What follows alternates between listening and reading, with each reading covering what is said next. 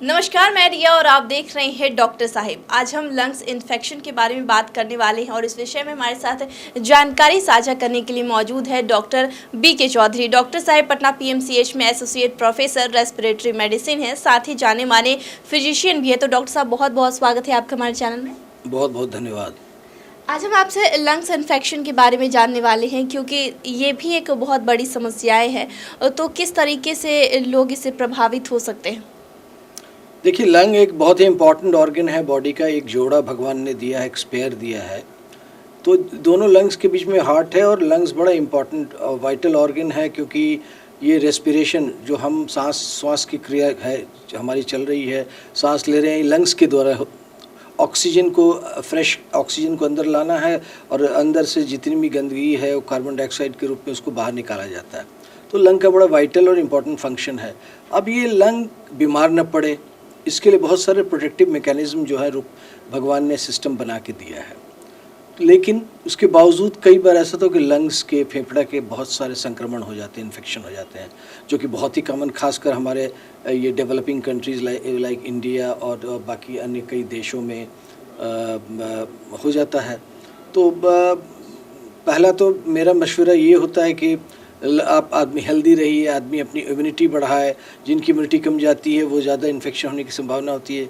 Infection कई प्रकार का होता है, कॉमनली वायरल भी होता है, बैक्टीरियल होता है, फंगस के द्वारा होता है, टीबी के द्वारा होता है। तो टीबी तो बैक्टीरिया के द्वारा, माइकोबैक्टीरियम ट्यूबरकुलोसिस, और वो कॉमनेस्ट कारण है लंग के इन्फेक्शन होने का।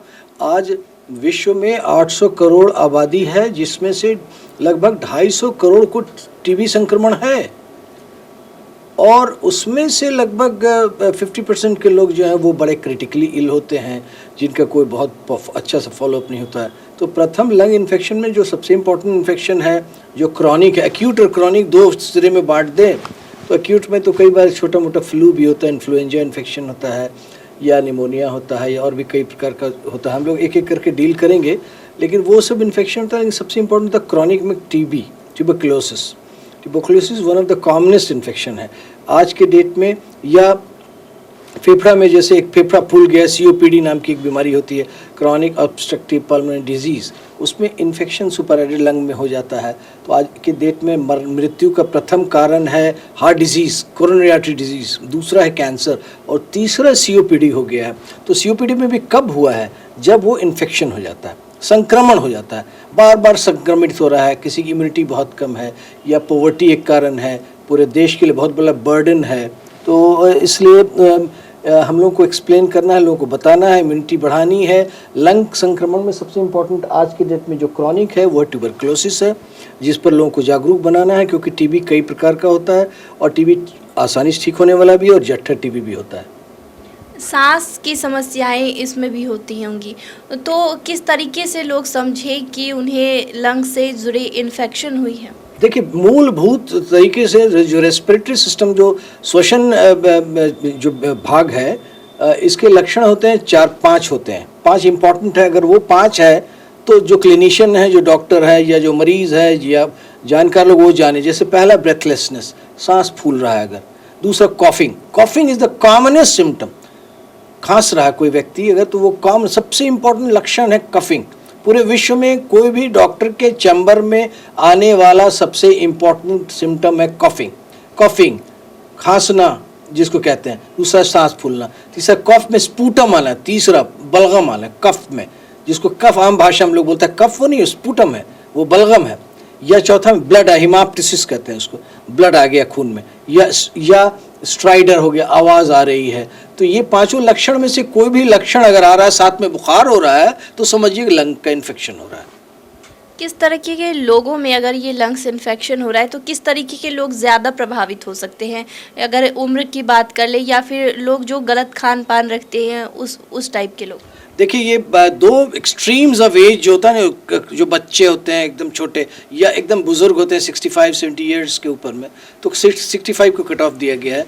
तो ये लोग सबसे ज़्यादा प्रभावित होते हैं और सबसे ख़तरनाक स्थिति में होते हैं। तो इन ऐसे लोगों में इम्यूनिटी कम होती है, कमज़ोर होते हैं। तो इनके लिए बचाने के लिए, बचाव का भी कई उपाय आ गया, वैक्सीन भी आ गया निमोनिया से बचने के लिए या इन्फ्लुएंजा से बचने के लिए। तो हम लोग इन्फ्लुएंजा का वैक्सीन तो हर साल लेना है। 65 साल की उम्र के हर व्यक्ति को हम लोग कहते हैं, रिकमेंड करते हैं प्रत्येक वर्ष लेते रहें। निमोनिया प्रत्येक 5 वर्षों पे एक बार लेने के लिए कहते हैं, या एक शॉट ले लिया तो जीवन भर के लिए प्रोटेक्टेड हो गया। छोटे बच्चे में भी निमोवैक का दिया जाता है।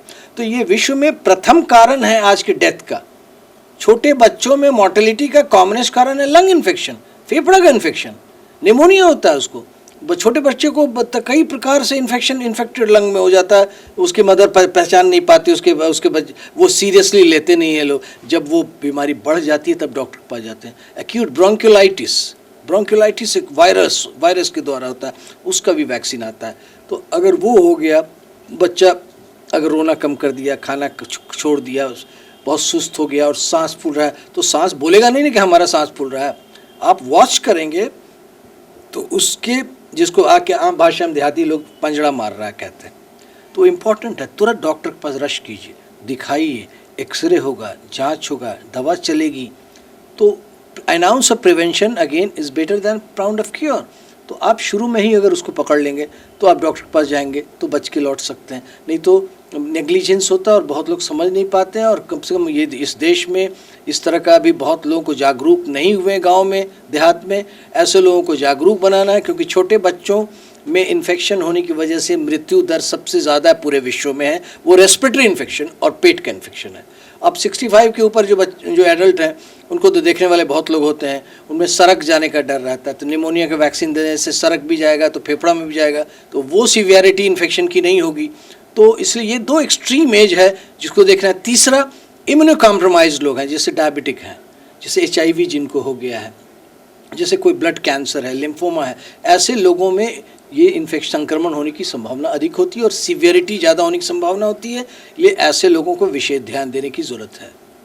तो शुक्रिया डॉक्टर साहब, जो आपने हमारे साथ, हमारे दर्शकों के साथ जानकारी साझा की, उसके लिए बहुत बहुत शुक्रिया। बहुत धन्यवाद।